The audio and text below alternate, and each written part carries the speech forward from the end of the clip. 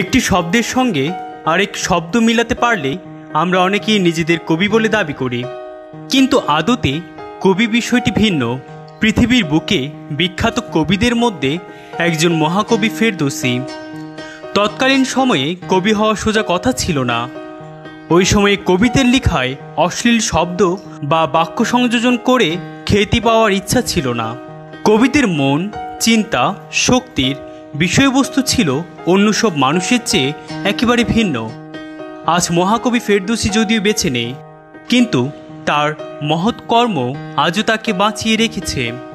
মহাকবি ফেরদৌসী 941 খ্রিস্টাব্দে ইরানের সমরকন্দের অন্তর্গত তুস নগরীর বাস নামক গ্রামে জন্মগ্রহণ করেন। কবির আসল নাম আবুল কাশেম, ফেরদৌসী তার উপাধি। গজনির সুলতান মাহমুদের দেয়া এই উপাধি সারা বিশ্বে ছড়িয়ে পড়ে। কবি বাল্যকাল থেকেই কবিতা লিখতেন। 33 বছর সময় নিয়ে একটি মহাকাব্য লিখেছিলেন তিনি। সে মহাকাব্যের প্রতিটি শ্লোকের দাম ছিল একটি করে স্বর্ণমুদ্রা। মহাকাব্যটির নাম শাহনামা।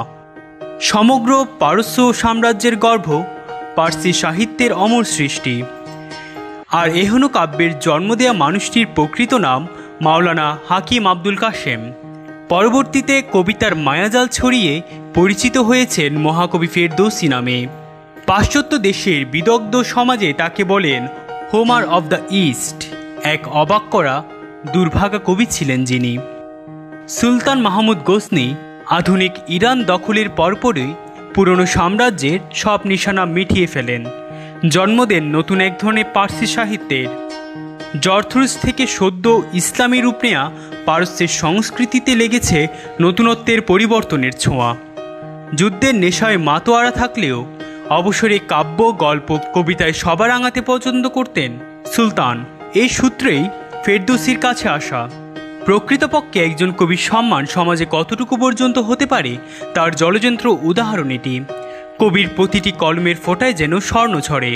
977 থেকে 1010 মোট 33 বছর লিখে ফেরদৌসী শেষ করলেন তার অমর মহাকাব্য শাহনামা। শাহনামা এক অনবদ্য কাব্য।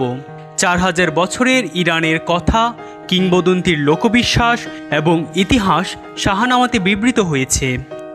39 জন রাজা, শতাধিক মহৎ বীর ও সহস্রাধিক মানবীর শাহনামা কাব্যের উজ্জ্বল চরিত্র। মহাকবি ফেরদৌসী বলেছেন, দীর্ঘ 30 বছর সাধনা করে এই ফার্সি কাব্যের মাধ্যমে আমি ইরানকে পুনরুজ্জীবিত করে গেলাম। অনেক অর্থময় বাণীর মণিমাণিক্য দিয়ে শাহনামা রচনা করেছি আমি, যার মোট পংক্তি সংখ্যা ছিল 60,000। সুদীর্ঘ সময় শেষে অনেক বড় আশা নিয়ে কবি গেলেন সম্রাটের কাছে, কিন্তু তার আশা পূরণ হল না শেষ পর্যন্ত। সম্রাট যুদ্ধকৌশলে সিদ্ধহস্ত হলেও কূটনীতিতে ছিলেন মন্ত্রীদের কাছে বাঁধা। মন্ত্রীর পরামর্শ দিলেন 60,000 সোনার মুদ্রা বেশি হয়ে যাচ্ছে। সামান্য একটা কাব্যের জন্য এত খরচ করে কী লাভ, বরং এই অর্থ ভোগবিলাসের কাজে লাগান। সম্রাট মন্ত্রীদের পরামর্শে 60,000 রূপার মুদ্রা দিয়ে বিদায় করেছিলেন ফেরদৌসীকে। প্রতিশ্রুত স্বর্ণমুদ্রা খোঁজায় মহাকবিকে পেতে হলো অপমান। এক কথাতেই তাড়িয়ে দেওয়া হলো তাকে। সামান্য কবি, রূপা নিয়ে খুশি থাকো। কবিতা লিখে সোনার মোহর খুঁজো, বামুন হয়ে চাঁদে হাত।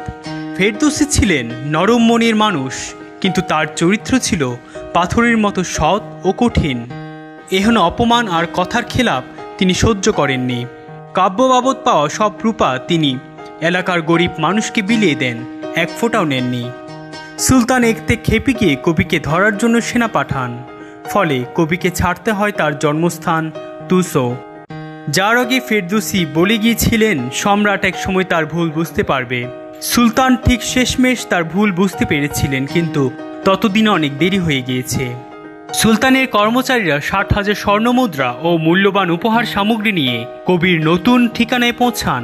তখন দেখতে পেলেন পুরো এলাকা জুড়ে শোকের মাতম চলছে। মৃত মহাকবির শেষ ইচ্ছা অনুযায়ী সেই সোনার মোহর শেষে এতিমদের দান করে দেওয়া হয়েছিল। যতদিন এই পৃথিবীর বুকে মহাকাব্যমালা শাহনামা থাকবে, যতদিন থাকবে সোহরাব রুস্তমের মতো অমর চরিত্র, ততদিন অমর থাকবেন মহাকবি ফেরদৌসী। ধন্যবাদ।